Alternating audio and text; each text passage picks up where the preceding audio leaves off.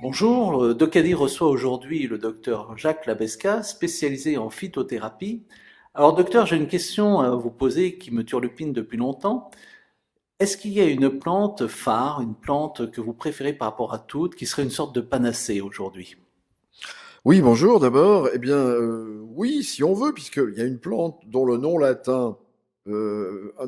en latin signifie sauver. Salvare, Salvia officinalis, c'est la sauge. D'ailleurs, on dit en Gascogne, on a l'habitude de dire en Gascogne, qui a de la sauge dans son jardin ne voit jamais le médecin. Tant pis pour vous, hein, docteur Sénager. Non, je plaisante. Mais donc, la sauge est vraiment une plante à vertu miracle parce qu'elle est efficace sur beaucoup de plans, comme sur le plan digestif. Et vous savez que le plan digestif, c'est le point de départ quand même de tous les désordres éventuellement qui en résultent. Et donc, ben oui, de la sauge tous les matins, tous les soirs. Mais votre grand-mère, elle devait mettre de la sauge quand elle faisait des rôtis ou quand elle faisait des préparations culinaires. Il y a qu'une réticence quand même, parce que vous dites panacée. Attention, parce que la phytothérapie, c'est une médecine, hein, c'est pas de la sorcellerie. La sauge est à propriété hormonale. C'est-à-dire qu'elle est phytoœstrogénique, c'est-à-dire qu'elle a des propriétés de stimulation œstrogénique, et donc on doit absolument pas la prendre en cas de tumeur hormonodépendante. C'est-à-dire si on a des antécédents de tumeur hormonodépendante, on ne doit pas prendre de sauge. Mais autrement, à part ça, si on digère mal, si on est fatigué, si on a une transpiration excessive, c'est une plante qui est remarquable contre les excès de transpiration, eh bien voilà, il faut prendre de la sauge. Et vous savez, les Chinois, paraît-il, sont très intrigués de nous voir acheter leur thé, alors qu'ils disent, vous avez un thé merveilleux qui est la sauge.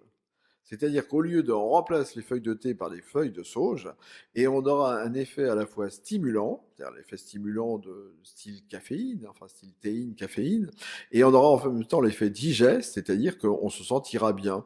Et donc la sauge peut même exister, d'ailleurs j'ai vu des formules de vin de sauge.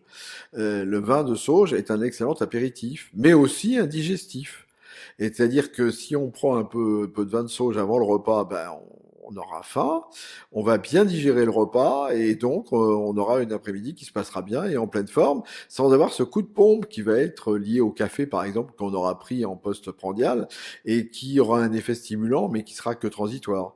Voilà, donc moi je vous conseillerais d'avoir sur votre terrasse ou dans votre jardin la sauge. Alors la sauge officinale, attention, parce que la sauge qui fleurit dans les jardineries n'est pas la sauge officinale, hein. Il faut vraiment prendre la sauge officinale, elle n'est pas rouge, elle est bleue, elle fleurit bleue, et elle est en même temps un peu envahissante. Donc si vous mettez un pied de sauge, vous aurez de quoi vous faire quelques infusions.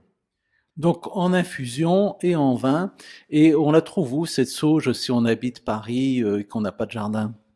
Ah ben vous allez pas en trouver dans le bois de Vincennes, c'est sûr, ni dans, dans les bois dans les bois voisins. Eh ben vous la trouvez dans les herboristeries qui n'existent plus et qui ont été remplacées par les pharmacies ou les magasins bio. Vous pouvez trouver de la sauge en vrac. Attention cependant, quand on a affaire à une matière vivante, c'est-à-dire attention cependant à vous inquiéter, savoir où elle a été ramassée, dans quelles conditions, comment elle a été stockée, comment elle a voyagé et est-ce qu'elle n'a pas été irradiée pour éviter certaines maladies, parce que la plante est un être vivant et un être vivant, il doit être respecté, il doit être bien traité sous peine de maltraiter. Alors, on est dans une population maintenant complètement dénaturée. Est-ce que ça se trouve sous forme de gélules aussi, la sauge? Oui, c'est pas qu'elle aime dénaturer, c'est qu'elle aime des raccourcis clavier, hein. C'est-à-dire qu'elle aime bien prendre sa petite gélule le matin. Oui, alors là, c'est pareil. C'est pareil. Il faut être sûr que votre gélule, c'est pas de la poudre pour aspirateur, qu'elle est vraiment pleine, qu'il y a vraiment des extraits de plantes. Vous demandez à votre pharmacien qui vous l'a vendu, l'origine, un petit peu, vous lui posez quelques questions. Vous voyez que s'il commence à bien répondre, c'est qu'il connaît bien le sujet. S'il répond pas ou s'il vous renvoie un petit peu dans les cordes, eh ben, vous changez de fournisseur parce que vous risquez de tomber sur des produits qui ne sont pas finalement très bons. L'idéal, c'est de faire comme Rousseau faisait et comme beaucoup d'autres, c'est d'aller chercher dans les bois, dans la nature, dans la garrigue, aller chercher ces plantes, hein. On va ramasser son romarin, on va ramasser son thym, et si c'est loin de toute industrie et de toute zone contaminée, évidemment que ce sera bien meilleur, hein. Puis c'est agréable, c'est une chose que l'on peut faire aussi avec ses enfants ou ses petits-enfants, aller se promener, un bon bouquin à la main, reconnaître les plantes, les ramasser, ensuite faire un herbier ou carrément les traiter. Et on peut les traiter sous forme d'huile, on peut les traiter sous forme de tisane, on peut les traiter sous différentes préparations, baumes et autres. Et c'est quand même plus poétique et plus sympathique que d'aller chercher ces gélules dans un rayon de supermarché. Eh bien, docteur Labesca, merci pour ces excellents conseils. Voilà de quoi faire de belles balades en forêt tout en conservant la santé.